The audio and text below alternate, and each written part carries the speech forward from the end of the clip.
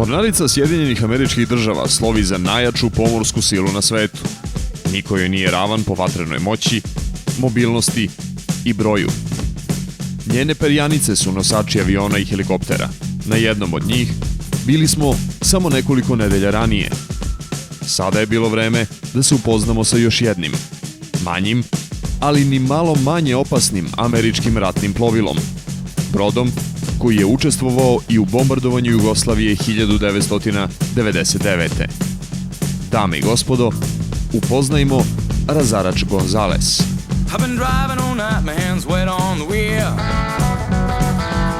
There's a voice in my head that drives my heel. It's my baby calling, says I need you here. And it's 4:30 and I'm shifting gear. Došao je u luku Bar u novembru, kao prvi američki ratni brod u poseti našoj zemlji. Mi smo, ljubaznošću komande čuvene 6. flote, imali mogućnost da ga obiđemo i damo priliku ljudima koji služe na njemu da nam ga predstave. Brod je isplovljavao za tačno 2 sata i 10 minuta od trenutka kada smo kročili na njega. Dakle, ne baš mnogo vremena da se upoznamo sa ovom moćnom ratnom mašinom. So welcome aboard. We are a wonderful Arleigh Burke class destroyer. We are 505 feet long and 66 feet wide, and we weigh in at about 9,000 tons. And this ship is very fast, very capable, and made out of all steel construction. And we have 2 propellers, and it's just a wonderful warship, a real privilege to be the commanding officer of this fine vessel. Komandant Gonzalesa, Karl van Dusen, preuzeo je ovaj brod relativno skoro i nije imao nikakvih kontakata sa njegovom interesantnom prošlošću.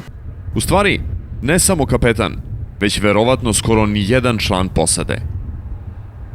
1996. godine, samo 1 godinu posle uvođenja u američku mornaricu, Gonzales se nasukao na jedan koralni greben na Pacifiku. Načinjena je šteta oko $10 miliona, brod je skoro godinu dana bio van upotrebe i kompletan komandni kadar je smenjen. Bruka je bila neizbrisiva. Ovaj brod je 1999. godine uz raketnu krstaricu Filipinsko more bio u Južnom Jadranu i učestvovao u napadu na našu zemlju, ispalivši nepoznat broj krstarećih raketa na ciljeve u Srbiji. Ovo je zvanična fotografija lansiranja krstareće rakete Tomahawk sa palube Gonzalesa u noći 29. marta ka neidentifikovanom cilju u Srbiji. A samo nekoliko godina posle ove fotografije, ovaj brod uplovio je u luku Bar u prijateljsku posetu našoj zemlji. O 1999. ovom prilikom nismo razgovarali.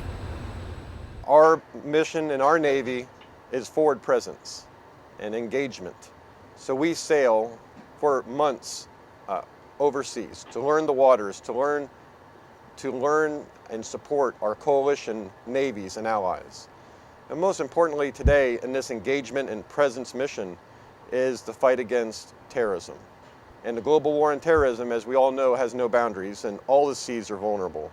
We here are sailing in the Mediterranean area to help protect the commerce that all nations rely upon. And so we feel very important, it's a very important role, it's critical. And we know it's going to be a long mission. It's going to be a long mission that we'll have to continue to do for quite some years, as our president has said. Na samom pramcu broda nalazi se stara kolonijalna zastava, ispod koje su se okupljali američki doseljenici u 18. veku kada su se borili protiv britanskih kolonijalnih trupa. Na zastavi je zvečarka ispod koje piše "Nemoj da me gaziš". Tu su zastavu od 11. septembra i početka rata protiv globalnog terorizma istakli svi ratni brodovi Sjedinjenih Američkih Država i nosiće je sve dok taj rat protiv terorizma traje. Interesantan spoj sa prošlošću.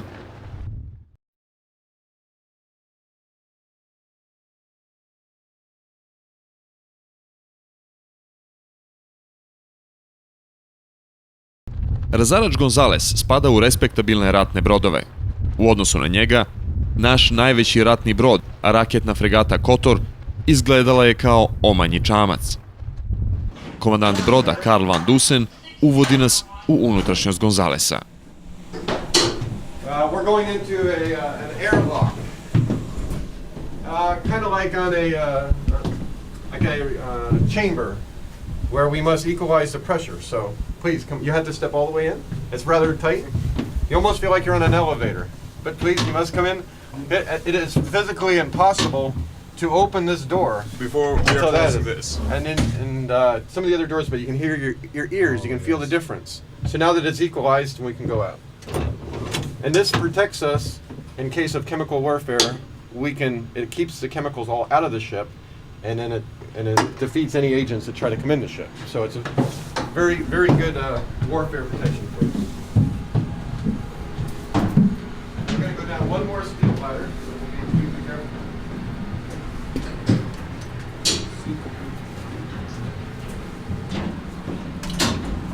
Show you the rest of the ship. Thank you very much. Kapetana Van Dusena čekale su druge obaveze, pa nas je preuzeo mladi potporučnik Luis Angel Gonzalez, koji nas je proveo i upoznao sa brodom i njegovom posadom. Alright, welcome aboard again. This is the 16th built Arleigh Burke class guided missile destroyer. Right now, you're on the O2 level, 2 decks above the main deck, and this is where the department heads and senior officers live. Another ship. How do you like this ship? Oh, it's great. It's the greatest ship in the Navy. Have you been yesterday on the shore? Yes, it was. And what do you think about it? I like the town. It's a good place. People are friendly. Good food. Weather? Cold. it's cold. I'm not used to this cold kind of thing back home. Didn't get real cold where I'm from. And we're now approaching the mess decks. Here goes one of the cooks on board. Hello. This is MS-3 Watkins. He's now going to be famous.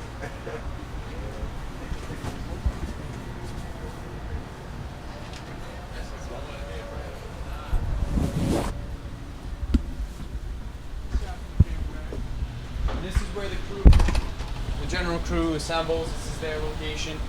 This is where they eat, where they relax. We have a stacked salad bar during the afternoon, evening meals. We have a water machine, popcorn, various juices, milk, coffee. Their own microwave in case they have their own food. Did you notice it's also decorated to remind us a little bit of home? Over here we have a nautical scene. We got the Christmas decorations up for the holiday season. We have a little sports mosaic down that way. Feel free to roam around. We do have 2 big screen TVs. And while we're at sea, we have 2 types of things. We have the onboard television station, Site TV, where we'll play movies or news and stuff like that. And then we also get satellite TV from the Armed Forces Network, the United States Armed Forces. So we try to keep in communication. That young gentleman there is the benefactor of the ship. That's who it's named after, Sergeant Alfredo Gonzalez. He was awarded the Medal of Honor, the nation's highest award, during the Vietnam conflict at the Battle of Hue City. That's the ship's sponsor, his mother, Dolia Gonzalez. Ship was commissioned in 1996, built in Bath, Maine. And Mr. Gonzalez is a native, a Marine sergeant, native of Galveston, Texas.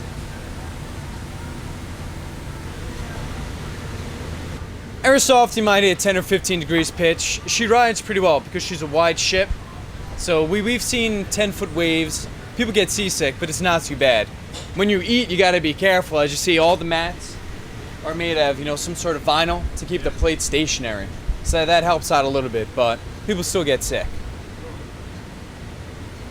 How do you fight? How do we fight? Yeah. You practice. Luckily, I've only been seasick twice in my life, so you fight through it. So 3 times a day, the general mess goes through here. About 280 people total come through here 3 times a day to get their meals. And this is actually Porto Rodriguez. He works for the supply department on board the ship. You're a native of Colombia? Yes, sir. So, just got his American citizenship. Lives in Virginia Beach. I used to live in New York. Used to live in New York. So if you have any questions, feel free to ask him. Well, only question will be why you left New York. Because I'm doing this, serving, the United States Navy, So that's So you have to live to Virginia Beach.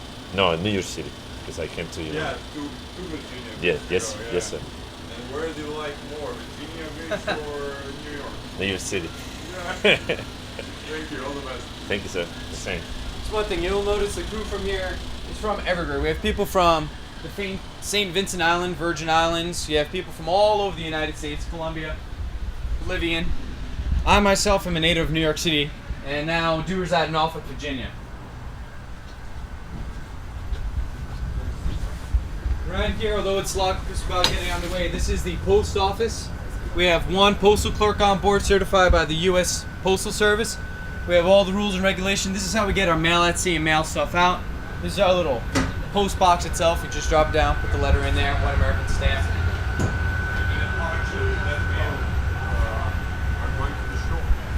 When we pull into port, like this would be a great example, you know, put them in there and give it to the embassy. But a lot of times what happens is we have a lot of bases overseas like Rota, Spain or Suda Bay, Greece, and it gets transported out of there through a MAC flight, a military air command flight.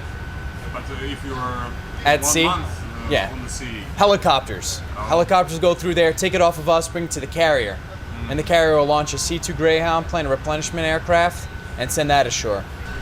Now running back aft, all underneath here are the crew berthing, the fuel compartments, storage facilities for food. This right here is an ATM at sea. This is how we get our money out. I mean, instead of you can go into town and use your debit card there, or this is another way, you get the split pay option. Some of your pay gets put in here and you get a ship's ATM card. So anywhere in the world you can come out with American currency. Outstanding. And this is one example of where the officers live, the junior officers. You saw the captain's cabin. This is where someone of my rank would live, a junior officer. This is my roommate, Lieutenant Junior Grade David Hartman. He's originally from Philadelphia, Pennsylvania, and he's an Academy grad, so yeah, he had a good morning to time. you. Good morning. Feel free to look around. This is where we live. We have our TV, So PlayStation this 2. is a place for 3 people, right? Yes, this you is like to go? 3 junior officers of my rank. And your rank is exactly, sorry, I didn't catch. Lieutenant Junior Grade. It's O2, so I've been in the Navy 2 years.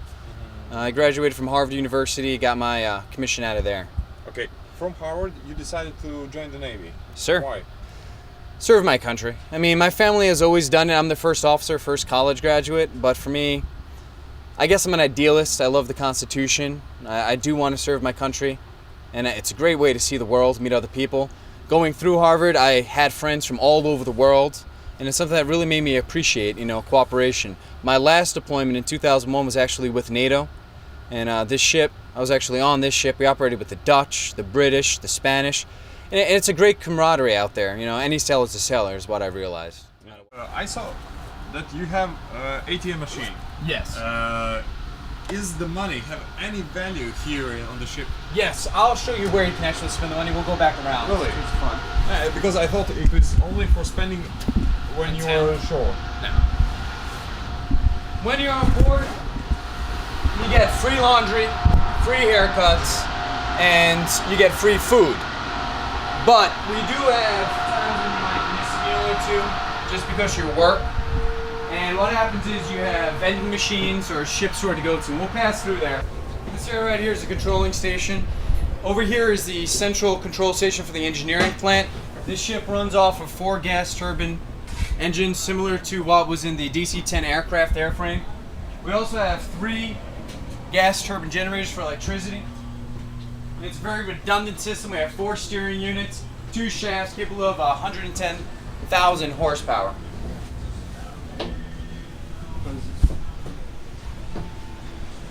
Are we actually right now below sea level? No, sea level will begin pretty much 1 deck below this. This is the medical area. On board, we do not have a doctor, but we do have a corpsman, which is Navy trained equivalent of a nurse. Okay, you don't have a doctor? No, there's no doctor. The best thing we have is a corpsman. In fact, one might be there.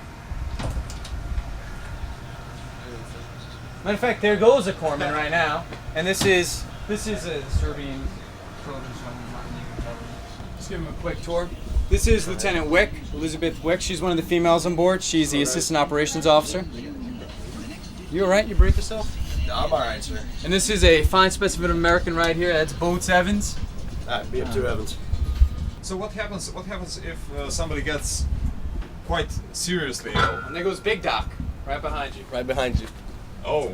Then we turn to him. We're Well, invading your space there, Senior. No problem. You want to step in? Sure. Just give him a quick tour of the medical facility. This is the media. Give him a quick tour before we get underway. And he's the senior medical representative on board, so he's the head nurse. head nurse. That would be me. So, what is happening when somebody is really sick? Really sick? Or really injured? We always have the ability to communicate to a medical doctor, whether it be in port to whatever country or out at sea to another American ship or another NATO country ship, and we ask advice, and they give us advice on the treatments that we would have to give to the patient. You did have or didn't have any such occasions? Oh yes, in my career, absolutely, sure have. And then a lot of times we'll also depend on helo assets from other ships to medevac the person off to where they can go to a hospital or another ship that has bigger medical capabilities on board. Bilo je malo čudno kako na brodu sa oko 320 ljudi nema lekara, ali s obzirom da se radi o izuzetno organizovanoj mornarici sa sjajno razvijenom logistikom, sigurno je da medicinsko zbrinjavanje na ovom brodu nije problem. Mladi potporučnik Luis Angel Gonzalez nastavio nas je voditi po unutrašnjosti broda, vešto izbjegavajući da nas uvede i pokaže bilo šta što ima direktne veze sa kontrolom oružanih sistema. Kada je o njima pričao, mi smo mogli samo da zamišljamo kako izgleda prostor iza uvek zatvorenih vrata. In here, right now, as you can see, it's secured. This is Combat Information Center where you fight the ship. All the consoles for the weapon systems, all the weapon management areas are in here. But since we're getting ready for underway, they're manning it up and they're breaking all the stuff out. Otherwise, we'd show it off.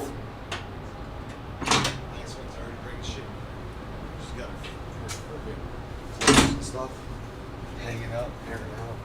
Gentlemen?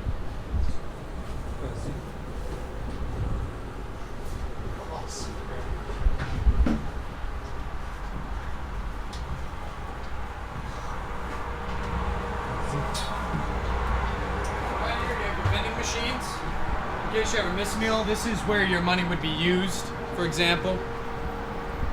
And you gotta restock it, but it keeps us happy and fat. Now, good old sodas. On our last deployment, one of the things that you will notice is that as you go overseas, you'll start getting different types of, different flavors of Coca-Cola, obviously about where you're used to what they manufacture in Europe is a lot stronger, so. And then you get some native brews, like when we were in the Caribbean Sea, we wound up with a lot of Jamaican punches, stuff like that. It's very interesting. You notice that your diet, even on board, since you can't get to normal ingredients, changes.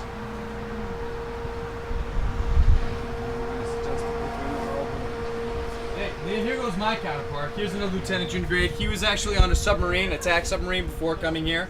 He was a prior enlisted and became an officer. His name is Todd Hicks, and he's our force protection officer. Yes.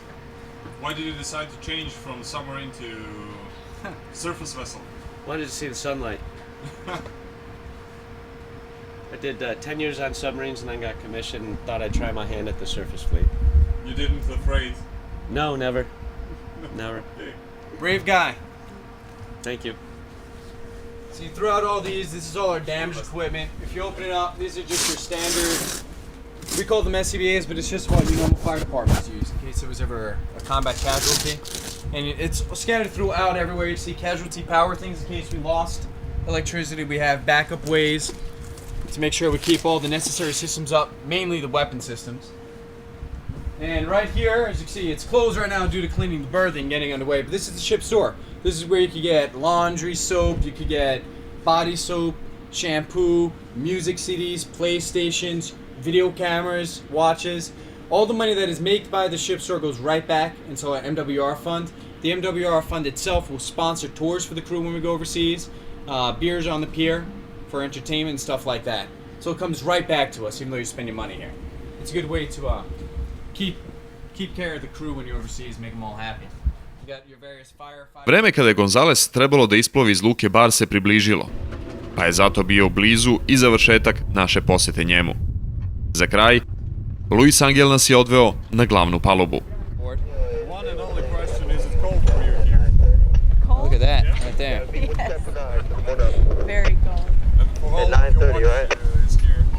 5 hours. Captain's not on board right now, right? Good luck to you. Thank you. This is the flight deck area. This is where we're able to take on helicopters, mainly the SH-60, and we could refuel them, rearm them. This is where we actually control them from. This is our little flight tower inside here. As Commander Van Dusen did state, this ship is capable of performing all the primary warfare areas. Right here, you can pretty much see them all. This is the aft missile deck. We have the VLS, vertical launch system, which altogether is capable of giving us firepower of up to 90 missiles, with either rocket-thrown torpedoes, Tomahawk land attack missiles, or the Standard missile, which is for anti-air or anti-ship. Over here, we do have 2 sets of the over-the-side torpedo launchers, which these 3 canisters here. They carry a torpedo for anti-submarine warfare. So you have the rocket-launched ones and the over-the-side ones. Over here in these canisters are the Harpoon anti-ship cruise missile. Yes, that is the Phalanx close-in weapon system. So it's similar to the European Goalkeeper. It's a little smaller than that, but quite capable. And right now, you can see the yellow tops of them are the plastic tops to make sure there are no live rounds in there. The actual metal thing is a safety to prevent it. And you take the mechanical release out once we get to sea and put it in ready. Because I see a live ammunition down Yeah. there. That's the feed tray, so it is ready to stand by. You can probably get it ready within a couple of minutes. Right here goes one of the aft refueling stations. We're capable of replenishing at sea. That means we can get stores, arms, and fuel. The ship was built to stay at sea for as long as possible. We have 5 total refueling stations and 4 total replenishment stations where you can bring on food, clothing, weapons, stuff like that to keep us at sea.